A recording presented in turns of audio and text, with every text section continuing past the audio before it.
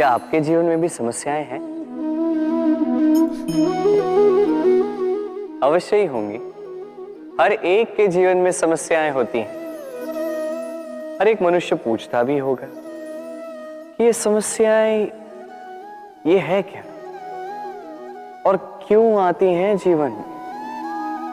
आपको एक बात बता देता हूं कि ये समस्याएं वो नहीं जो आपके मार्ग को रोकती हैं, बल्कि ये समस्याएं तो वो होती हैं जो आपको तब दिखने लगती हैं जब आपका ध्यान आपके मार्ग से, आपके लक्ष्य से हटने लगता है। और इन समस्याओं को दूर करने का, इन्हें सुलझाने का एक ही साधन है, अपना सारा ध्यान पुनः एकाग्रित कीजिए अपने मार्ग पर, अपने लक्ष्य पर। आपका सारा ध्यान यदि केंद्रित होगा आपके लक्ष्य पर तो ये समस्याएं दूर रहेंगी। यदि ऐसा नहीं हुआ, यदि आपका ध्यान थोड़ा भी भटक गया तो ये सारी समस्याएं दिखने लगती हैं और बढ़ने भी लगती हैं। देखिए, जहां आपका निशाना है, बाण तो वही चलाना है, तो दृष्टि भी तो वही होनी चाहिए ना। तभी तो आप उस लक्ष्य को भेद पाओगे। इसलिए स्मरण रखिए, सदैव ध्यान रखिए अपने मार्ग, उसी पर आगे बढ़ते जाइए अपने लक्ष्य की ओर। जैसे जैसे आगे बढ़ते जाओगी ये समस्या स्वयं पीछे छूट जाएंगी। ये पंछी बड़े ही प्यारे होते हैं, मुझे बहुत अच्छे लगते हैं। आपने कभी सुना होगा कुछ ऐसे भी पंछी होते हैं जिनके पास पंख तो होते हैं पर उड़ नहीं पाते। चाहते हैं कि आकाश की ऊंचाइयों में जाकर बादलों से बातें करें, कर नहीं पाते। अभी संसार में होती हैं पतंगे भी, इनमें ना जीभ है, ना प्राण, ना ही पंख है, पर ये अंबर से बातें करती हैं, पवन के वेग के साथ खेलते हैं, मचलते हैं, इतलाते हैं। अंबर में जीवन के कुछ पल व्यतीत करते हैं। कारण क्या है? कारण है डोर। ये डोर यदि उचित व्यक्ति के हाथों में हो तो एक कागज की बनी पतंग भी आसमान की ऊंचाइयों में तैर सकती है। अब ये डोर क्या है? ये डोर होती है प्रेम, ये डोर होती है विश्वास की, और ये आप देते हैं उनके हाथों में जिन पर आप विश्वास करते हैं, जिन्हें आप अपना सर्वस्व मानते हैं। अब सोचिए, ये प्रेम और विश्वास की डोर यदि आपने उचित व्यक्ति के हाथों में दे दी तो आप कितनी ऊंची उड़ान उड़ सकते हैं, आसमान की ऊंचाई तक पहुंच सकते हैं, बादलों से बातें कर सकते हैं, पंछियों के बीच उड़ सकते हैं, जो चाहे कर सकते हैं। बस ये व्यक्ति उचित होना चाहिए। एक ऐसा व्यक्ति जिसके मन में आपके प्रति प्रेम, एक ऐसा व्यक्ति जिसके मन में स्वार्थ नहीं, परमार्थ। एक ऐसा व्यक्ति जो आपके भीतर के अस्तित्व को आपके बाहर लाए, उसे निखारे। तो प्रेम कीजिए, आनंदित होते जाए।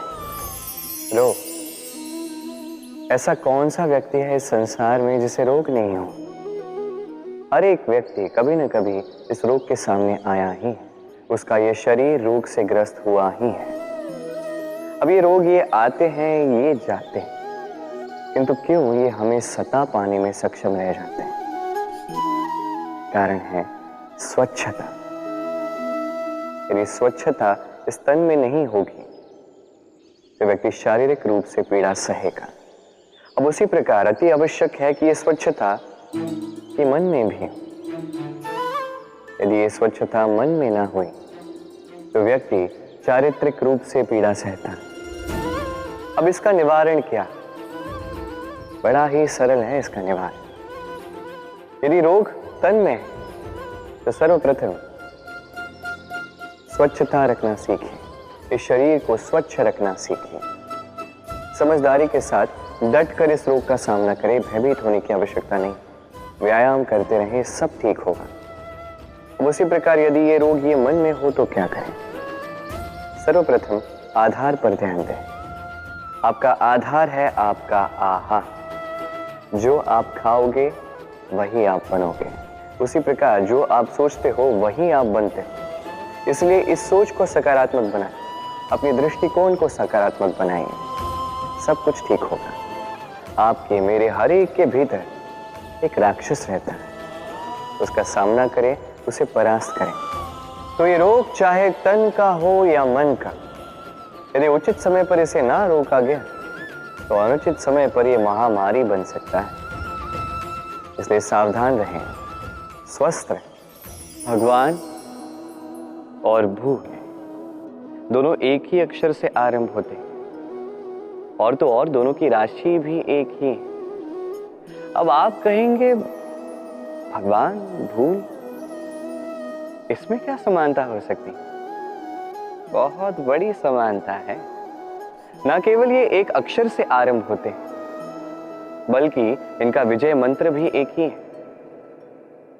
भगवान को मानो, उन पर विश्वास करो, उन्हें स्वीकार करो। ये करोगे तो मन की दृष्टि से भगवान देख ही जाते हैं और वो आपको संपन्न कर देते हैं। यही भूलों के साथ भी है। अपनी स्वयं की भूलों को मानो, स्वीकार करो, सब कुछ अपने आप ही स्पष्ट रूप से दिखने लगता है। जिस दिन आप अपनी भूल स्वीकार करना सीख जाते हैं, उसी दिन से प्रक्रिया आरंभ होती है अपनी भूल को स्वीकार करने की। आप समझ जाते हैं कैसे अपनी भूलों को सुधारना है। स्मरण रखिए, स्वयं को श्रेष्ठ बनाने के लिए अपनी भूलों को स्वीकारना आवश्यक है। इस जीवन में शांति लाने के लिए ईश्वर को स्वीकार करना आवश्यक है। सदैव अपने गुण और अपने दोष स्मरण रखिए, आजीवन सुखी रहोगे। हम सदैव चाहते हैं कि ये संसार हमें ज्ञानी कहे, बुद्धिमान कहे, समझदार कहे, किंतु मूर्ख कभी न कहे। मूर्ख इस शब्द से सभी कतराते हैं, दूर भागते हैं, किंतु एक सत्य से सभी अनजान हैं। मूर्ख बनना बुद्धिमान बनने की ओर पहला कदम होता है। आप बड़े से बड़े दिग्गज ज्ञानी के साथ बैठ जाइए, कितनी भी बातें कर लीजिए, कितना भी ज्ञान बांट लीजिए, अनुभव मूर्ख बनने के पश्चात ही प्राप्त होता है कि नहीं? मूर्ख बनने के पश्चात आपको यह समझ में आता है कि क्या नहीं करना चाहिए। ज्ञानी आपको यह बताते हैं कि क्या करना चाहिए, और इस संसार में क्या करना चाहिए से कहीं बड़ा ज्ञान होता है कि क्या नहीं करना चाहिए।